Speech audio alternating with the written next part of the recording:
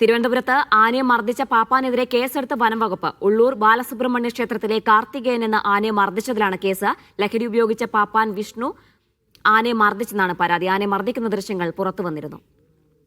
Safan V P ചേർന്ന വിശദാംശങ്ങളാണ്. സഫ, ഏതൊക്കെ വകുപ്പുകൾ ചേർത്താണ് കേസെടുത്തുള്ളത്? മറ്റു വിശദാംശങ്ങളൊക്കെ എന്താണ്?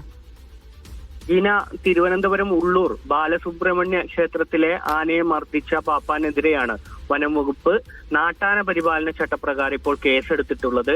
ഉള്ളൂർ കാർത്തികേയൻ എന്ന ആനയെ പാപ്പാൻ വിഷ്ണു മർദ്ദിക്കുന്നതിന്റെ ദൃശ്യങ്ങൾ കഴിഞ്ഞ ദിവസം പുറത്തു വന്നിരുന്നു.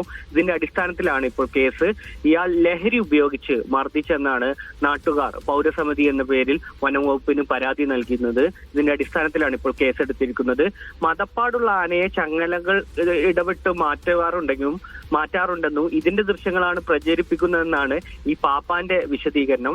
ലഹരി വസ്തുക്കൾ ഉപയോഗിച്ചിട്ടില്ലെന്നും ഇയാൾ മൊഴി നൽകിയിട്ടുണ്ട്. എന്നാൽ ഈ ആനയ്ക്ക് മർദ്ദനമേറ്റ പാടുകളും കാലിലുള്ള മുറിവുകളും അടക്കമുള്ള ദൃശ്യങ്ങൾ ഇന്നും പുറത്തു വന്നിട്ടുണ്ട്. തിരുവിതാംകൂർ ദേവസ്വം ബോർഡിന് കീഴിലുള്ള ക്ഷേത്രമാണിത്.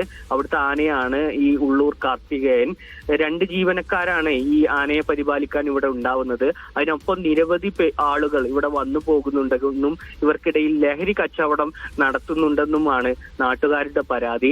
ഇതൊക്കെ ഈ പരാതിയുടെ പശ്ചാത്തലത്തിലാണ് ഇപ്പോൾ വനം വകുപ്പ് കേസെടുത്ത് തുടർ നടപടി സ്വീകരിച്ചിട്ടുള്ളത്. പാപ്പാൻ വിഷ്ണുവിനെ ഇപ്പോൾ വനം വകുപ്പ് കസ്റ്റഡിയിൽ എടുത്തിട്ടുണ്ട്. ശരി, സഫാൻ വി പി ആണ് വിവരങ്ങൾ നൽകിയത് തിരുവനന്തപുരത്ത്.